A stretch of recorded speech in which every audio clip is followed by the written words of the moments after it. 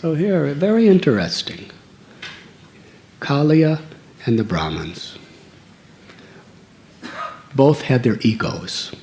One in the mode of ignorance, one in the mode of goodness. Both had wives who were pure devotees.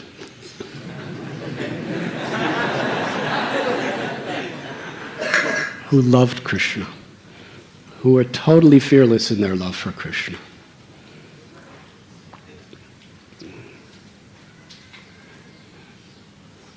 But ultimately, who reached a higher destination? Kaliya or the Brahmins? Kaliya. The Brahmins never surrendered. Their wives surrendered. But Kaliya, the Brahmins did not surrender because they still had this ego of being Brahmins and doing their yagyas, and they still had the ego of being afraid of what would Kamsa say or do. But Kaliya completely surrendered his life. So this is the beauty of the quality of surrender. It's not where we're coming from when we surrender. It's surrender. Krishna tells Sarva Dharman Purityajya Mamekam Sharanam Braja Aham Tvam Sarva Papibhyo Moksha Isamimasuja.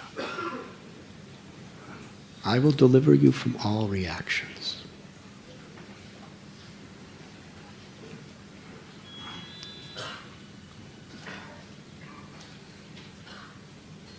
The Brahmins, their attachment to the mode of goodness, their attachment to their positions in society, they couldn't surrender. They couldn't follow their wives. Hare Krishna. They saw their wives' glory, but all they had to do was follow their wives, but they couldn't. It's not that they couldn't, they wouldn't do it. But Kaliya did it. He followed his wives. According to Sanatana Goswami, Krishna was so pleased with Kaliya. He knew that Kaliya wanted to do some seva. Because not only did Kaliya surrender his life and soul and practically repeat the same words that he heard his wives offering to Krishna in prayer, but he wanted to do some service. So Krishna facilitated. Krishna said, I will, just like I ride Garuda, I will ride you. And he was offered by Kaliya some nice garments and jewels and everything. And Krishna took some of those garments and actually put it around Kaliya, put it through his nose, and used it like reins. And then Krishna jumped on Kaliya's back like a horse and went doo-doo-doo-doo with the cloth. And Kaliya started giving Krishna rides. And it is described like this. Sometimes Krishna likes variegatedness.